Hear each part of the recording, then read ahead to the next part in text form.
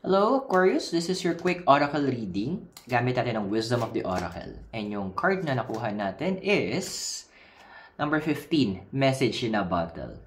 Just be careful din na hindi lahat ng news na natatanggap mo is purely totoo.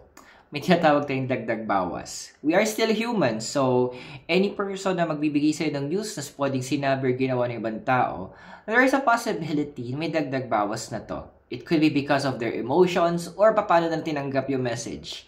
It is a wise decision na anything na matatanggap mo about anyone, you need to validate it. Sabi nga, directly from the horse's mouth.